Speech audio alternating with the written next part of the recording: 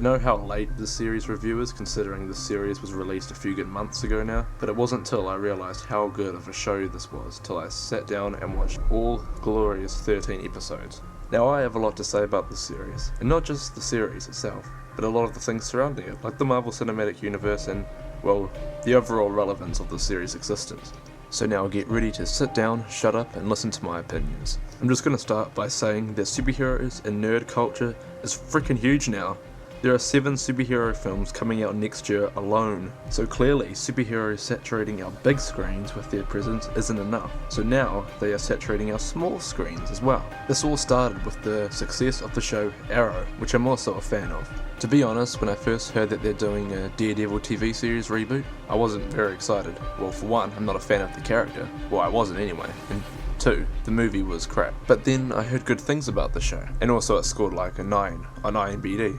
So I thought, okay, I'll check it out. And am I glad I did. I can proudly say this series is the Dark Knight of the Marvel Cinematic Universe. I can confidently say this series is a better series than Arrow, which is hard coming from someone that prefers DC over Marvel, but hey, if it's better, it's better. In case you didn't already know, in 2003 there was a film adaptation of DareDevil, and it was the funniest comedy of 2003.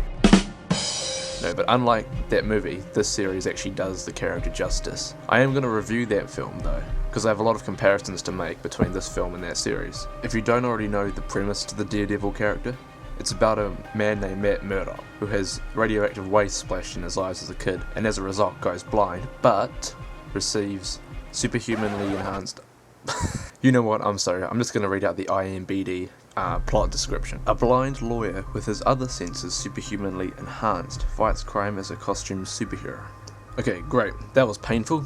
Now it's time to sink our teeth into the meat of this review. There are many factors that make this series great, but because I like to overanalyze things, we're going to talk about all of them. The first thing I'd like to talk about is the tone. Now, what have we come to expect from Marvel? We've come to expect colourful characters, over-the-top action, and just a fun tone.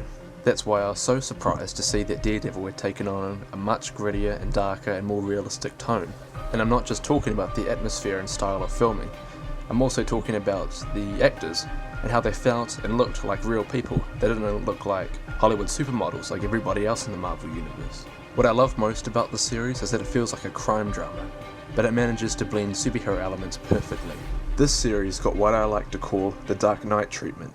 Before the existence of the Dark Knight trilogy, Batman was portrayed in a goofy manner that didn't do the dark and mature source material any justice, just like Daredevil, but then gets brought to life in a serious, mature modern take, just like Daredevil.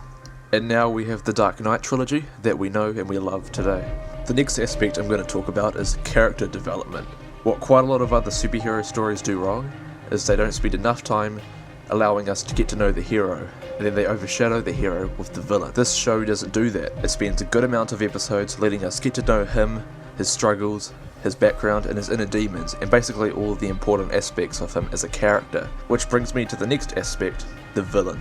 I firmly believe that the Kingpin is Marvel's best villain yet, and I'll tell you why. He's not a god, a robot, an alien, or a super soldier. He's a man with weaknesses, inner demons, ideals, just like our hero himself. Like our hero, the series takes a few good episodes to develop our villain. The series could have easily just made him a generic crime lord, but it didn't. Instead, he was a fully fleshed out character, with an intriguing backstory, things he cared for, and interesting beliefs. There are multiple different types of villains. There's villains like the Joker, which have a huge element of mystery, which is best not to spoil. The less we know about them, the better.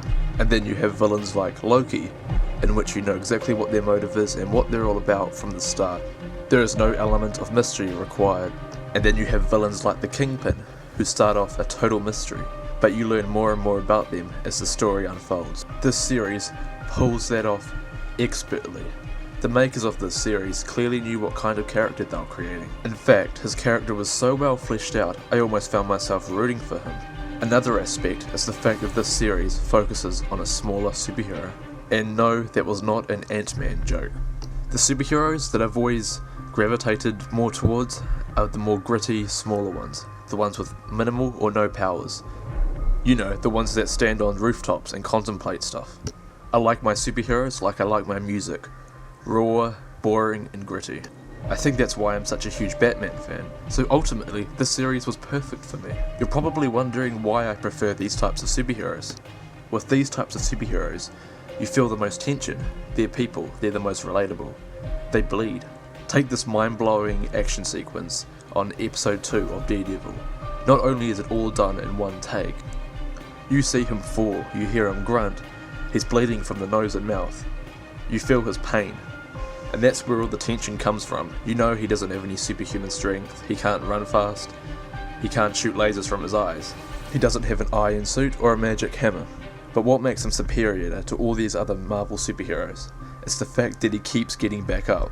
I felt more tension and engagement in this one scene than any giant battle in any of the Avengers movies so far. Why is that, you ask? Well, because of the way the scene is handled, and also the fact that our hero is vulnerable. This also brings me back to a previous point about the character development of the series. Every time he gets beaten, he gets stronger, until he eventually rises up and becomes a true hero. In conclusion, this series exceeded my expectations in so many ways. It's got great cinematography, amazing character development, raw tension, and a great tone. If I have to point out any flaws in this series, it's that it resorted to a few superhero cliches here and there, but that's not going to bother everyone. My rating for DareDevil Season 1 is a 4.5 out of 5 stars.